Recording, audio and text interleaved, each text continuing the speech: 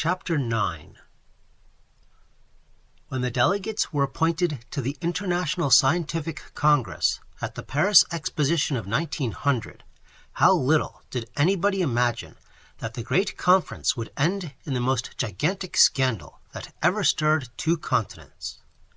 Yet, had it not been for the pair of American newspapers published in Paris, this scandal would never have been aired, for the continental press is so well muzzled that when it bites, its teeth merely meet in the empty atmosphere with a discreet snap. But to the Yankee, nothing except the Monroe Doctrine is sacred, and the unsopped watchdogs of the press bite right and left, unmuzzled. The biter bites. It is his profession, and that ends the affair. The bitee is bitten, and, in the deplorable argot of the hour, it is up to him. So now that the scandal has been well aired and hung out to dry in the teeth of decency and the four winds, and as all the details have been cheerfully and grossly exaggerated, it is, perhaps, the proper moment for the truth to be written by the only person whose knowledge of all the facts in the affair entitles him to speak for himself as well as for those honorable ladies and gentlemen whose names and titles have been so mercilessly criticized. These, then, are the simple facts. The International Scientific Congress, now adjourned sine die, met at 9 o'clock in the morning, May 3rd, 1900, in the Tasmanian Pavilion of the Paris Exposition. There were present the most famous scientists of Great Britain, France, Germany, Russia, Italy, Switzerland, and the United States. His Royal Highness, the Crown Prince of Monaco, presided. It is not necessary now to repeat the details of that preliminary meeting. It is sufficient to say that committees representing the various known sciences were named and appointed by the Prince of Monaco, who had been unanimously elected permanent chairman of the conference. It is the composition of a single committee that concerns us now, and that committee, representing the science which treats of bird life, was made up as follows. Chairman, His Royal Highness the Crown Prince of Monaco. Members, Sir Peter Grebe, Great Britain. Baron de Bécos, France. His Royal Highness King Christian of Finland. The Countess d'Alzette of Belgium. And I, from the United States, representing the Smithsonian Institution and the Bronx Park Zoological Society of New York. This, then, was the composition of that now notorious Ornithological Committee, a modest, earnest, self-effacing little band of workers, bound together, in the beginning, by those ties of mutual respect and esteem which unite all laborers in the vineyard of science.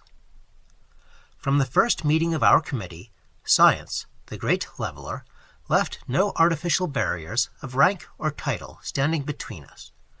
We were enthusiasts in our love for ornithology. We found new inspiration in the democracy of our common interests. As for me, I chatted with my fellows, feeling no restraint myself and perceiving none. The King of Finland and I discussed his latest monograph on the speckled titmouse, and I was glad to agree with the king in all his theories concerning the nesting habits of that important bird. Sir Peter Grebe, the large red gentleman in tweeds, read us some notes he had made on the domestic hen, and her reasons for running ahead of a horse and wagon instead of stepping aside to let the disturbing vehicle pass. The Crown Prince of Monaco took issue with Sir Peter. So did the Baron de Bécos, and we were entertained by a friendly and marvelously interesting three-cornered dispute, shared in by three of the most profound thinkers of the century. I shall never forget the brilliancy of that argument, nor the modest, good-humored retorts which gave us all a glimpse into depths of erudition which impressed us profoundly and set the seal on the bonds which held us so closely together. Alas, that the seal should ever have been broken! Alas, that the glittering apple of discord should have been flung into our midst! No, not flung, but gently rolled under our noses by the gloved fingers of the lovely Countess d'Alzette. "Messieurs," said the fair Countess, when all present, excepting she and I, had touched upon or indicated the subjects which they had prepared to present to the Congress. Messieurs mes confrères, I have been requested by our distinguished chairman, the Crown Prince of Monaco, to submit to your judgment the subject which, by favor of the King of the Belgians, I have prepared to present to the International Scientific Congress. She made a pretty curtsy as she named her own sovereign, and we all rose out of respect of that most austere and moral ruler, the King of Belgium. But, she said with a charming smile of deprecation, I am very, very much afraid that the subject which I have chosen may not meet with your approval, gentlemen. She stood there in her dainty Parisian gown and bonnet, shaking her pretty head uncertainly, a smile on her lips, her small gloved fingers interlocked. Oh, I know how dreadful it would be if this great Congress should be compelled to listen to any hoax like that which Monsieur de Rougemont imposed on the British Royal Society, she said gravely, and because the subject of my paper is as strange as the strangest phenomenon alleged to have been noted by Monsieur de Rougemont, I hesitate. She glanced at the silent listeners around her. Sir Peter's red face had hardened. The King of Finland frowned slightly. The Crown Prince of Monaco and Baron de Bécas wore anxious smiles. But when her violet eyes met mine, I gave her a glance of encouragement, and that glance, I am forced to confess, was not dictated by scientific approval, but by something that never entirely dries up in the mustiest and dustiest of savants, the old Adam implanted in us all. Now, I knew perfectly well what her subject must be. So did every man present, for it was no secret that His Majesty of Belgium had been swindled by some natives in Tasmania, and had paid a very large sum of money for a skin of that gigantic bird, the ox, which had been so often reported to exist among the inaccessible peaks of the Tasmanian mountains. Needless, perhaps, to say that the skin proved a fraud, being nothing more than a Barnum contrivance made up of the skins of a dozen ostriches and cassowaries, and most cleverly put together by Chinese workmen. At least, such was the report made on it by Sir Peter Grebe, who had been sent by the British Society to Antwerp to examine the acquisition. Needless also perhaps to say that King Leopold of Belgium stoutly maintained that the skin of the ox was genuine from beak to claw. For 6 months there had been a most serious difference of opinion among European ornithologists concerning the famous ox in the Antwerp Museum, and this difference had promised to result in an open quarrel between a few Belgian savants on one side and all Europe and Great Britain on the other. Scientists have a deep-rooted horror of anything that touches on charlatanism. The taint of trickery not only alarms them, but drives them away from any suspicious subjects, and usually ruins, scientifically speaking, the person who has introduced the subject for discussion. Therefore, it took no little courage for the Countess d'Alzette to touch with her dainty gloves a subject which every scientist in Europe, with scarcely an exception, had pronounced fraudulent and unworthy of investigation, and to bring it before the great international Congress required more courage still. For the person who could face an executive session the most brilliant intellects in the world, and openly profess faith in a Barnumized bird skin, either had no scientific reputation to lose, or was possessed of a bravery far above that of the savants who composed the audience. Now, when the pretty Countess caught a flash of encouragement in my glance, she turned rosy with gratification and surprise. Clearly, she had not expected to find a single ally in the entire Congress. Her quick smile of gratitude touched me, and made me ashamed, too, for I had encouraged her out of pure love of mischief, hoping to hear the whole matter threshed out before the Congress, and so have it settled once and for all. It was a thoughtless thing to do on my part. I should have remembered the consequences to the Countess if it were proven that she had been championing a fraud. The ruffled dignity of the Congress would never forgive her. Her scientific career would be practically at an end, because her theories and observations could no longer command respect, or even the attention of those who knew that she herself had once been deceived by a palpable fraud. I looked at her guiltily, already ashamed of myself for encouraging her to her destruction. How lovely and innocent she appeared, standing there, reading her notes in a low, clear voice, fresh as a child's, with now and then a delicious upward sweep of her long dark lashes. With a start, I came to my senses, and bestowed a pinch on myself. This was neither the time nor the place to sentimentalize over a girlish beauty whose small Parisian head was crammed full of foolish, brave theories concerning an imposition which her aged sovereign had been unable to detect. I saw the gathering frown on the King of Finland's dark face. I saw Peter Grebe grow redder and redder and press his thick lips together to control the angry bosh, which need not have been uttered to have been understood. The Baron de Bécas wore a painfully neutral smile, which froze his face into a quaint gargoyle. The Crown Prince of Monaco looked at his polished fingernails with a startled yet abstracted resignation. Clearly, the young Countess had not a sympathizer in the committee. Something, perhaps it was the latent chivalry which exists embedded in us all, perhaps it was pity, perhaps a glimmering dawn of belief in the ox skin, set my thoughts working very quickly. The Countess d'Alzette finished her notes, then glanced around with a deprecating smile, which died out on her lips when she perceived the silent and stony hostility of her fellow scientists. A quick expression of alarm came into her lovely eyes. Would they vote against giving her a hearing before the Congress? It required a unanimous vote to reject a subject. She turned her eyes on me. I rose, red as fire, my head humming with the chaos of ideas, all disordered and vague, yet whirling along in a single, resistless current. I had come to the Congress prepared to deliver a monograph on the great auk, but now the subject went overboard, as the birds themselves had, and I found myself pleading with the committee to give the Countess a hearing on the ox. "Why not?" I exclaimed warmly. "It is established beyond question that the ox does exist in Tasmania. Wallace saw several oxen, through his telescope, walking about upon the inaccessible heights of the Tasmanian mountains. Darwin acknowledged that the bird exists. Professor Farrago had published a pamphlet containing an accumulation of all data bearing upon the ox. Why should not Madame la Comtesse be heard by the entire Congress?" I looked at Sir Peter Grebe.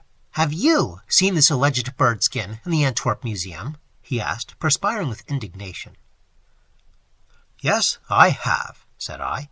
"It has been patched up, but how are we to know that the skin did not require patching? I have not found that ostrich skin has been used.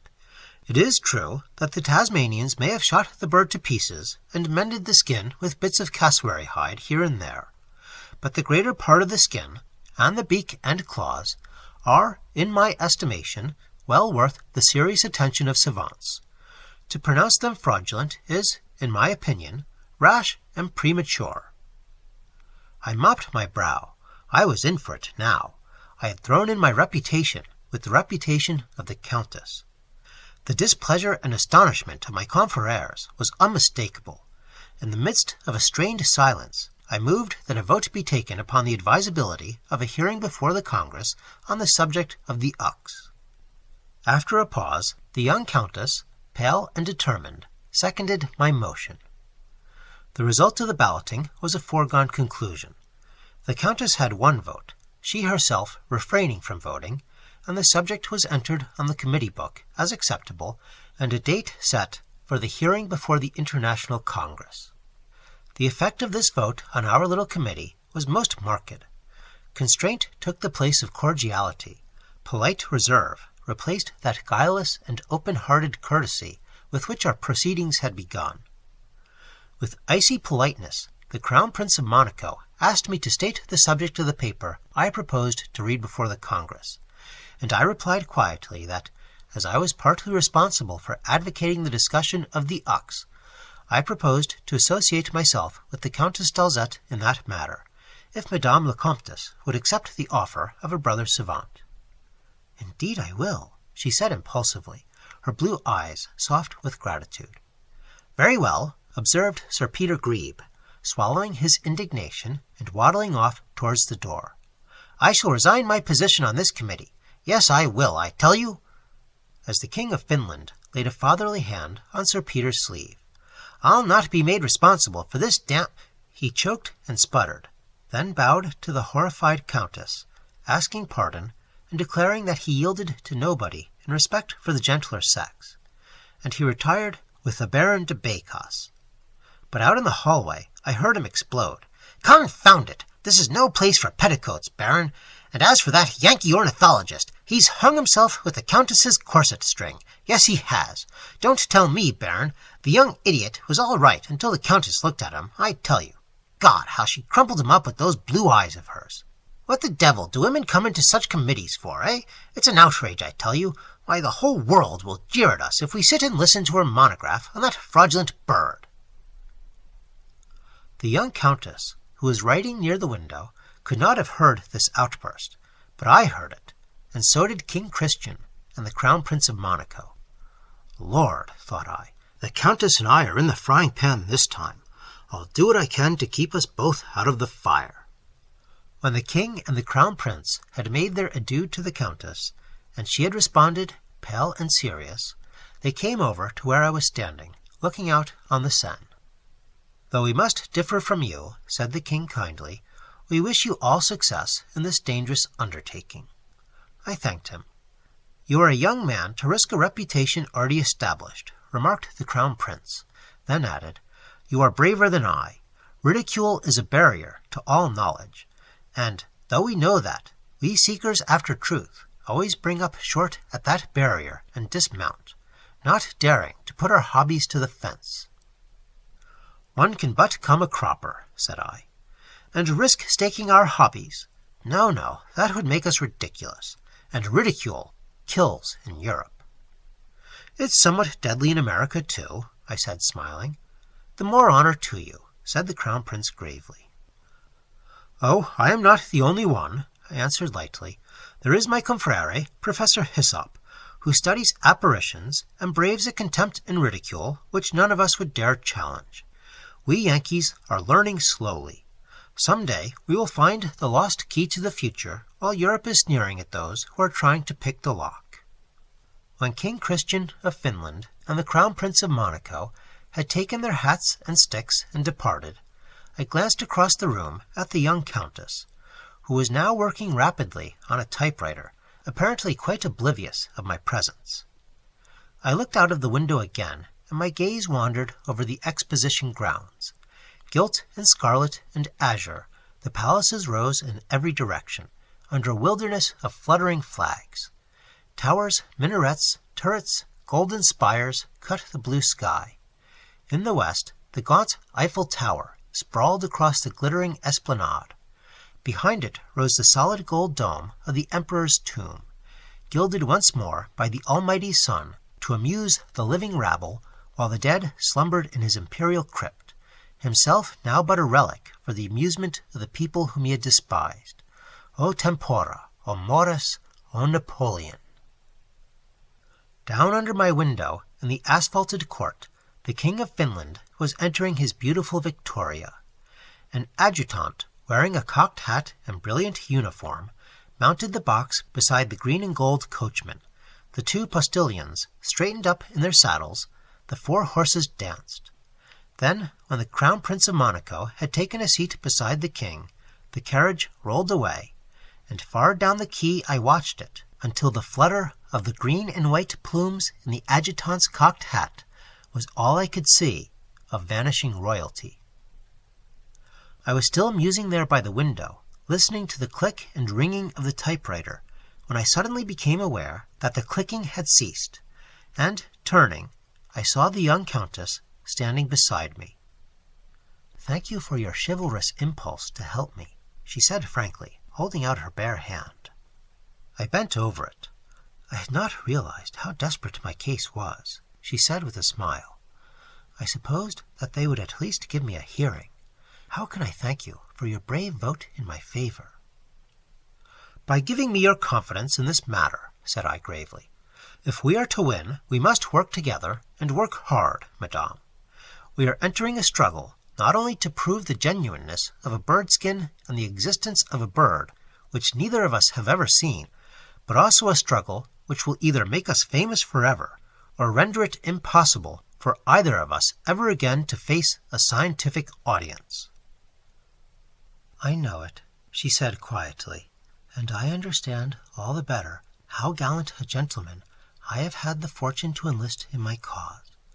Believe me, had I not absolute confidence in my ability to prove the existence of the ox, I should not, selfish as I am, have accepted your chivalrous offer to stand or fall with me." The subtle emotion in her voice touched a responsive chord in me. I looked at her earnestly. She raised her beautiful eyes to mine. "Will you help me?" she asked. Would I help her?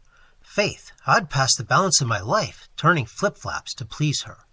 I did not attempt to undeceive myself. I realized that the lightning had struck me, that I was desperately in love with the young Countess from the tip of her bonnet to the toe of her small polished shoe. I was curiously cool about it, too, although my heart gave a thump that nigh choked me, and I felt myself going red from temple to chin.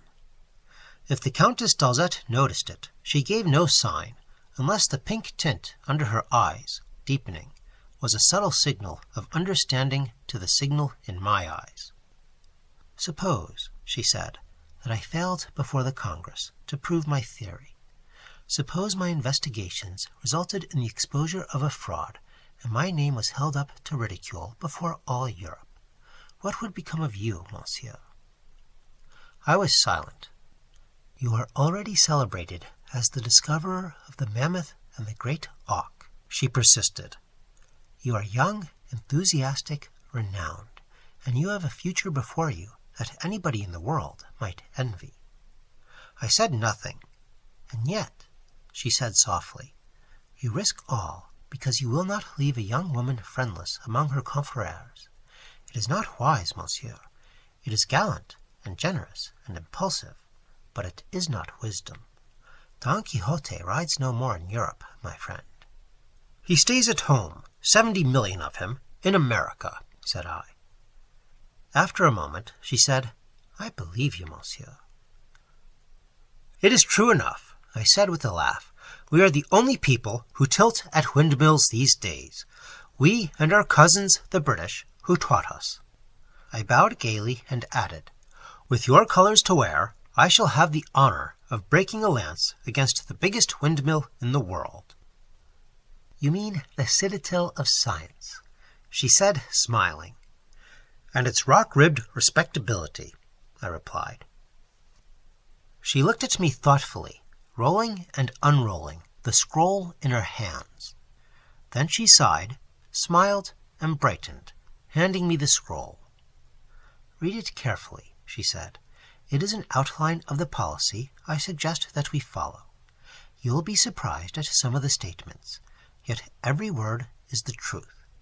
And, monsieur, your reward for the devotion you have offered will be no greater than you deserve, when you find yourself doubly famous for our joint monograph on the ox. Without your vote in the committee, I should have been denied a hearing, even though I produced proofs to support my theory. I appreciate that. I do most truly appreciate the courage which prompted you to defend a woman at the risk of your own ruin. Come to me this evening at 9. I hold for you in store a surprise and pleasure which you do not dream of." "Ah, but I do," I said slowly, under the spell of her delicate beauty and enthusiasm. "How can you?" she said, laughing. "You don't know what awaits you at 9 this evening." "You," I said, fascinated. The color swept her face. She dropped me a deep curtsy. "At 9, then," she said. "Number 8, Rue d'Alouette." I bowed, took my hat, gloves, and stick, and attended her to her carriage below. Long after the blue and black Victoria had whirled away down the crowded quay, I stood looking after it, mazed in the web of that ancient enchantment, whose spell fell over the first man in Eden, and whose sorcery shall not fail till the last man returns his soul. Chapter 10. I lunched at my lodgings on the Quai Malthus, and I had but little appetite, having fed upon such an unexpected variety of emotions during the morning. Now, although I was already heels over head in love, I do not believe that loss of appetite was the result of that alone. I was slowly beginning to realize what my recent attitude might cost me, not only in an utter collapse of my scientific career, and the consequent material ruin which was likely to follow, but in the loss of all my friends at home. The Zoological Society of Bronx Park and the Smithsonian Institution of Washington had sent me as their trusted delegate, leaving it entirely to me to choose the subject on which I was to speak before the International Congress. What, then, would be their attitude when they learned that I had chosen to uphold the dangerous theory of the existence of the ox? Would they repudiate me and send another delegate to replace me? Would they merely wash their hands of me and let me go to my own destruction? I will know soon enough, thought I, for this morning's proceedings will have been cabled to New York ere now, and read at the breakfast tables of every old, moss-grown naturalist in America before I see the Countess d'Alzette this evening. And I drew from my pocket the roll of paper which she had given me, and, lighting a cigar, lay back in my chair to read it. The manuscript had been beautifully type-written, and I had no trouble in following her brief, clear account of the circumstances under which the notorious ox-skin had been obtained. As for the story itself, it was somewhat fishy, but I manfully swallowed my growing nervousness and comforted myself with the belief of Darwin in the existence of the ox, and the subsequent testimony of Wallace, who simply stated what he had seen through his telescope, and then left it to others to identify the enormous birds he described as he had observed them stalking about on the snowy peaks of the Tasmanian Alps. My own knowledge of the ox was confined to a single circumstance. When, in 1897, I had gone to Tasmania with Professor Farrago to make a report on the availability of the so-called Tasmanian devil as a substitute for the mongoose in the West Indies, I of course heard a great deal of talk among the natives concerning the birds which they affirmed haunted the summits of the mountains. Our time in Tasmania was too limited to admit of an exploration then, but although we were perfectly aware that the summits of the Tasmanian Alps are inaccessible, we certainly should have attempted to gain them had not the time set for our departure arrived before we had completed the investigation for which we were sent. One relic, however, I carried away with me. It was a single greenish bronzed feather, found high up in the mountains by a native, and sold to me for a somewhat large sum of money. Darwin believed the ox to be covered with greenish plumage. Wallace was too far away to observe the color of the great birds, but all the natives of Tasmania unite in affirming that the plumage of the ox is green. It was not only the color of this feather that made me an eager purchaser. It was also the extraordinary length and size. I knew of no living bird large enough to wear such a feather. As for the color, that might have been tampered with before I bought it, and, indeed, testing it later, I found on the fronds traces of sulfate of copper, but the same thing has been found in the feathers of certain birds whose color is metallic green, and it has been proven that such birds pick up and swallow shining bits of copper pyrites. Why should not the ox do the same thing? Still, my only reason for believing in the existence of the bird was this single feather. I had easily proved that it belonged to no known species of bird. I also proved it to be similar to the tail feathers of the ox-skin in Antwerp. But the feathers on the Antwerp specimen were gray, and the longest of them was but 3 feet in length, while my huge bronze-green feather measured 11 feet from tip to tip. One might account for it, supposing the Antwerp skin to be that of a young bird, or of a molting bird, or perhaps of a different sex from the bird whose feather I had secured. Still, these ideas were not proven. Nothing concerning the birds had been proven. I had but a single fact to lean on, and that was that the feather I possessed could not have belonged to any known species of bird. Nobody but myself knew of the existence of this feather, and now I meant to cable the Bronx Park for it, and to place this evidence at the disposal of the beautiful Countess d'Alzette. My cigar had gone out as I sat musing, and I relighted it and resumed my reading of the typewritten notes, lazily, even a trifle skeptically, for all the evidence that she had been able to collect to substantiate her theory of the existence of the ox was not half as important as the evidence I was to produce in the shape of that enormous green feather. I came to the last paragraph, smoking serenely and leaning back comfortably, one leg crossed over the other.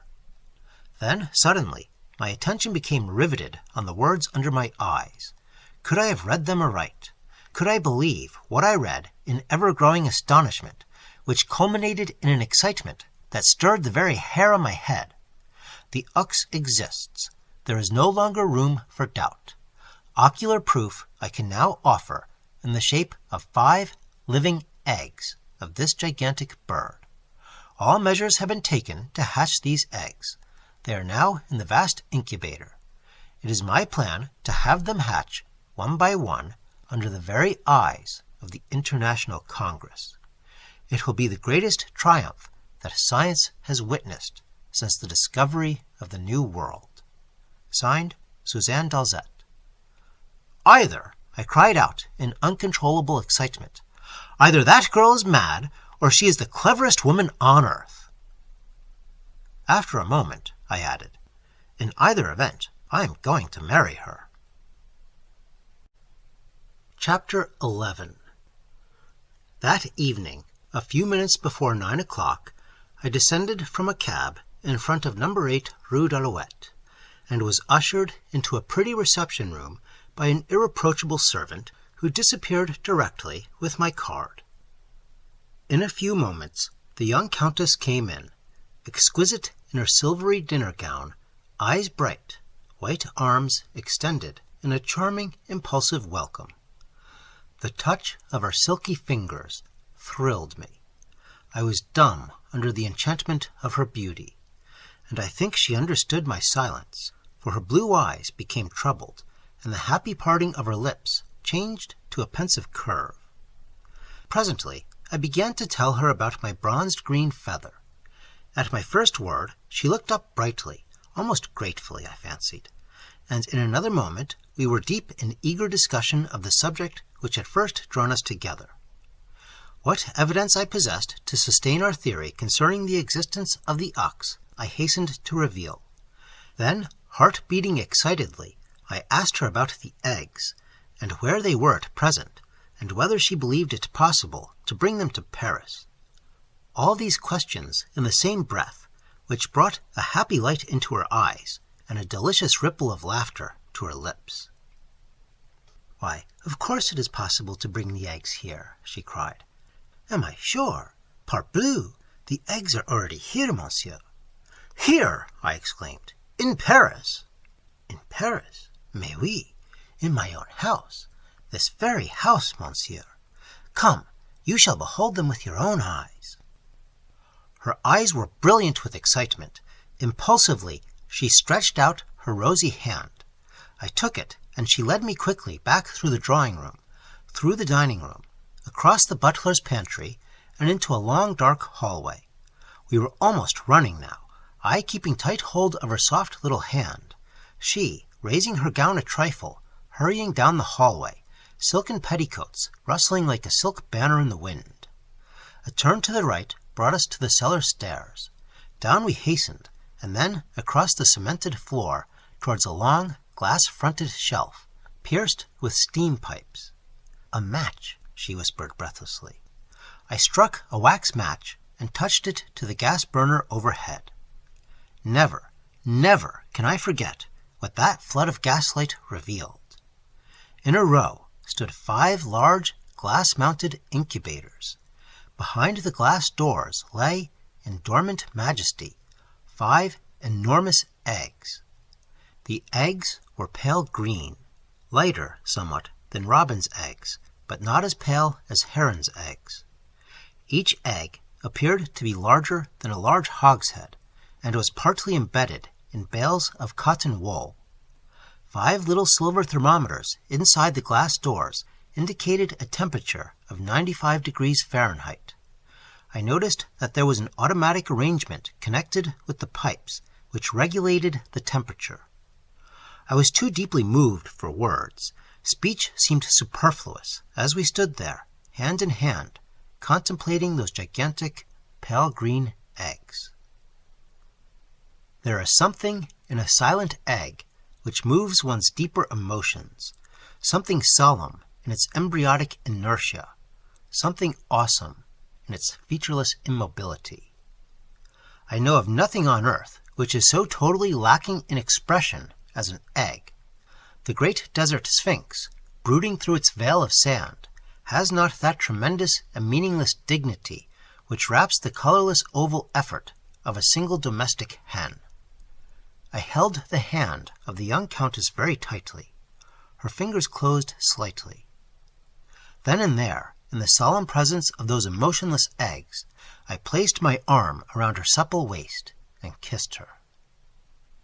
She said nothing. Presently, she stooped to observe the thermometer. Naturally, it registered 95 degrees Fahrenheit. "Suzanne," I said softly. "Oh, we must go upstairs," she whispered breathlessly, and picking up her silken skirts, she fled up the cellar stairs. I turned out the gas with that instinct of economy which early wastefulness had implanted in me, and followed the Countess Suzanne through the suite of rooms and into the small reception hall where she had first received me. She was sitting on a low divan, head bent, slowly turning a sapphire ring on her finger round and round. I looked at her romantically, and then, "Please don't," she said. The correct reply to this is, "Why not?" very tenderly spoken.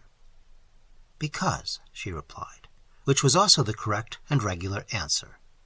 "Suzanne," I said slowly and passionately. She turned the sapphire ring on her finger.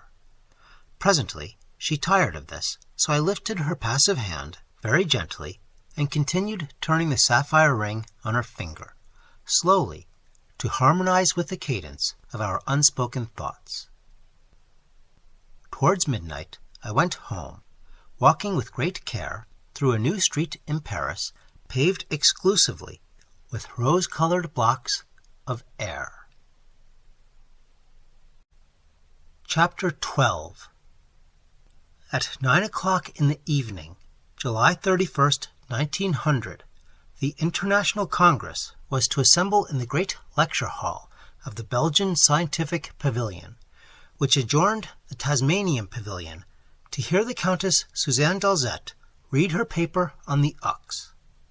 That morning, the Countess and I, with 5 furniture vans, had transported the 5 great incubators to the platform of the lecture hall, and had engaged an army of plumbers and gas fitters to make the steam heating connections necessary to maintain in the incubators a temperature of 100 Fahrenheit.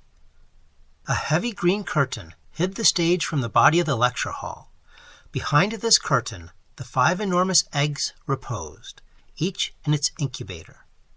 The Countess Suzanne was excited and calm by turns. Her cheeks were pink, her lips scarlet, her eyes bright as blue planets at midnight.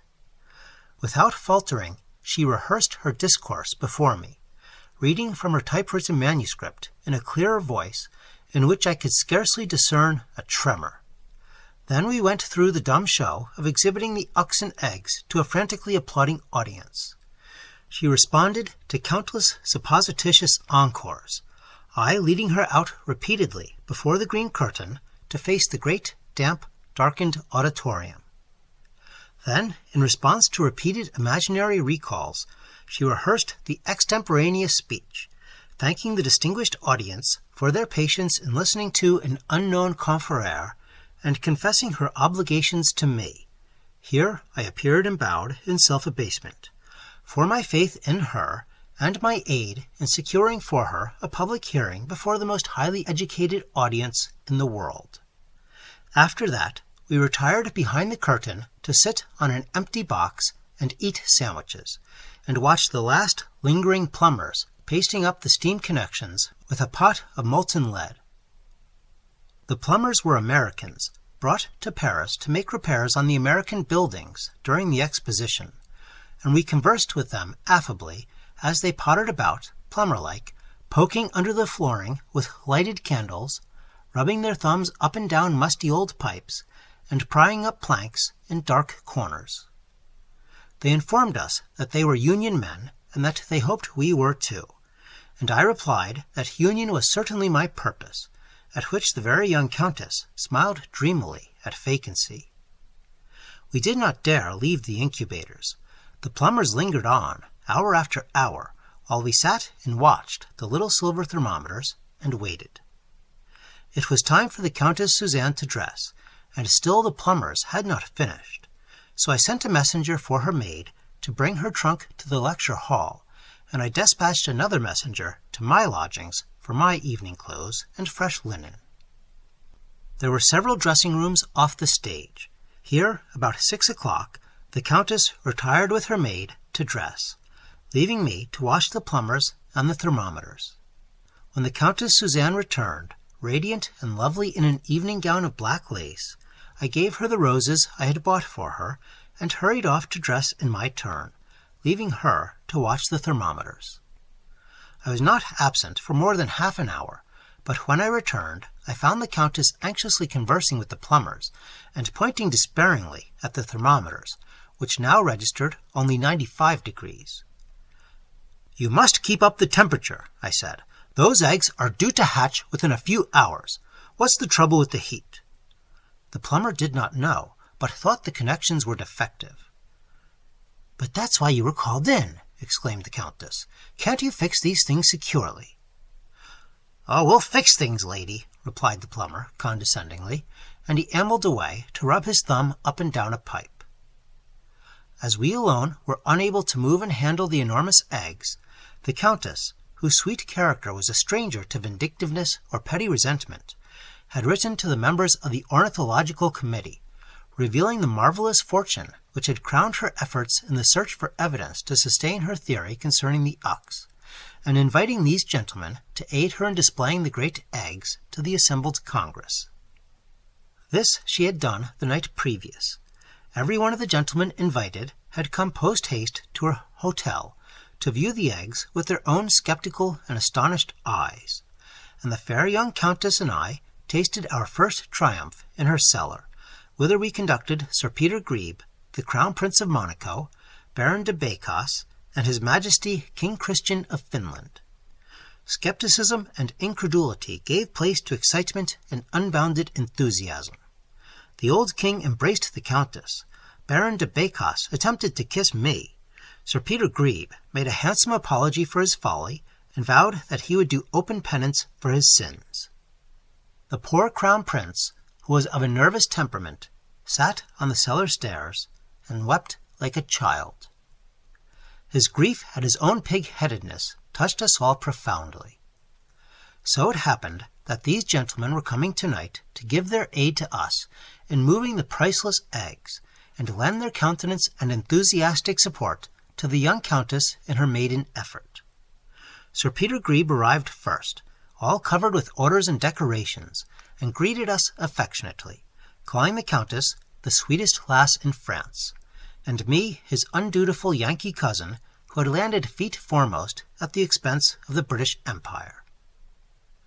The King of Finland, the Crown Prince, and Baron de Bécas arrived together, a composite mass of medals, sashes, and Academy palms.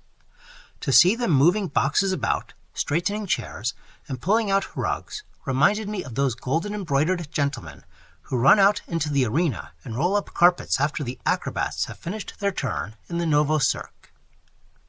I was aiding the King of Finland to move a heavy keg of nails when the Countess called out to me in alarm, saying that the thermometers had dropped to 80 degrees Fahrenheit. I spoke sharply to the plumbers, who were standing in a circle behind the dressing rooms, but they answered sullenly that they could do no more work that day. Indignant and alarmed, I ordered them to come out to the stage, and, After some hesitation, they filed out, a sulky, silent lot of workmen, with their tools already gathered up and tied in their kits.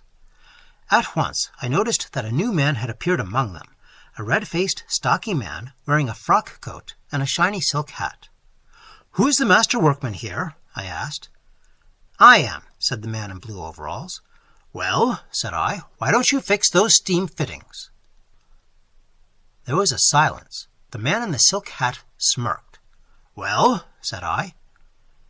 Come, that's all right," said the man in the silk hat. "These men know their business without you telling them." "Who are you?" I demanded sharply. "Oh, I'm just a walking delegate," he replied with a sneer. "There's a strike in New York, and I come over here to tie this here exposition up, see?" "You mean to say you won't let these men finish their work?" I asked, thunderstruck. "That's about it, young man," he said coolly. Furious, I glanced at my watch, and then at the thermometers, which now registered only 75 degrees. Already I could hear the first comers of the audience arriving in the body of the hall. Already a stagehand was turning up the footlights and dragging chairs and tables hither and thither. "What will you take to stay and attend to those steam pipes?" I demanded desperately. "It can't be done nohow," observed the man in the silk hat. "That New York strike is good for a month yet." Then, turning to the workmen, he nodded and, to my horror, the whole gang filed out after him, turning deaf ears to my entreaties and threats. There was a deathly silence. Then Sir Peter exploded into a vivid shower of words. The Countess, pale as a ghost, gave me a heart-breaking look. The Crown Prince wept. "Great heaven!" I cried. "The thermometers have fallen to 70 degrees!"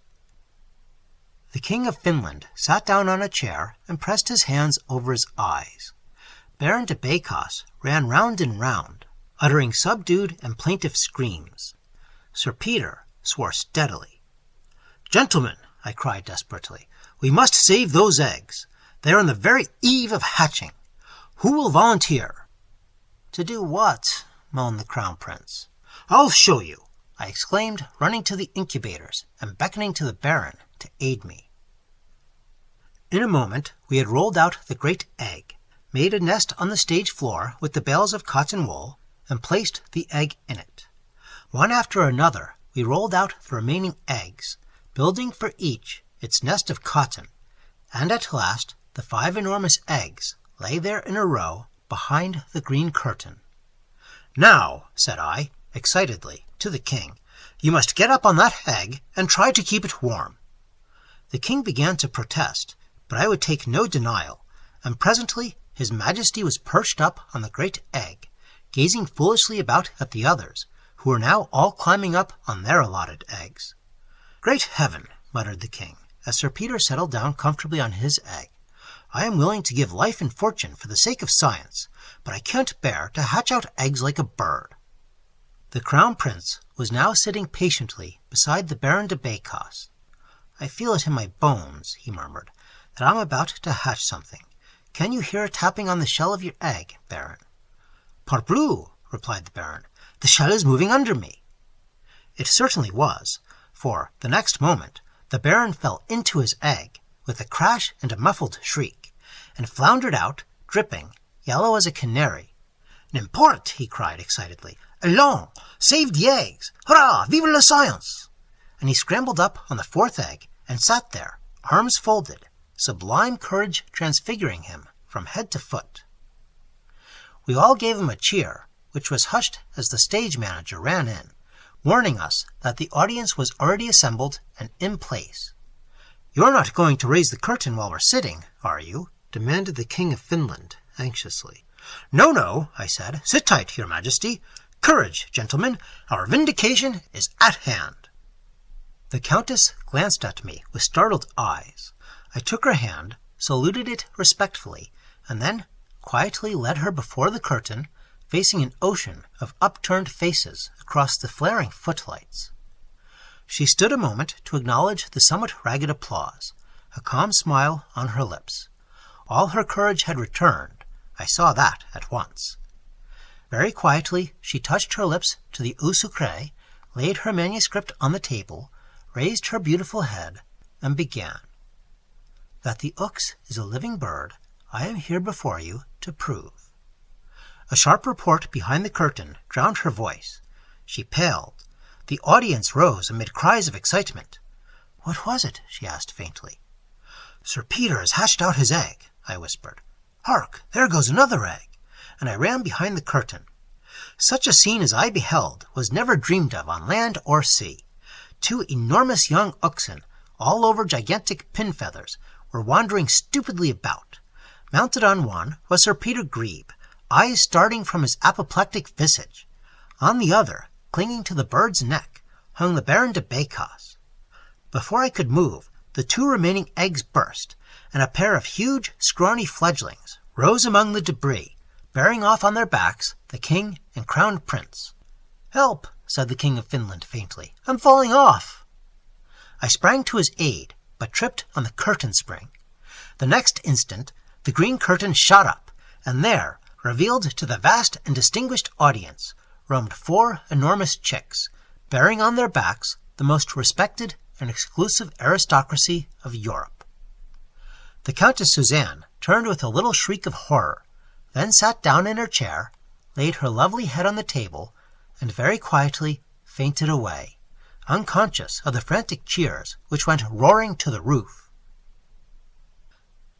This, then, is the true history of the famous Exposition scandal, and, as I have said, had it not been for the presence in that audience of 2 American reporters, nobody would have known what all the world now knows. Nobody would have read of the marvelous feats of bareback riding indulged in by the King of Finland. Nobody would have read how Sir Peter Grebe steered his mount safely past the footlights, only to come to grief over the prompter's box. But this is scandal. And as for the charming Countess Suzanne d'Alzette, the public has heard all that it is entitled to hear, and much that it is not entitled to hear. However, on second thoughts, perhaps the public is entitled to hear a little more. I will therefore say this much. The shock of astonishment which stunned me when the curtain flew up, revealing the king bestridden oxen, was nothing to the awful blow which smote me when the Count d'Alzette leaped from the orchestra over the footlights and bore away with him the fainting form of his wife, the lovely Countess d'Alzette. I sometimes wonder. But, as I have repeatedly observed, this dull and pedantic narrative of fact is no vehicle for sentimental soliloquy.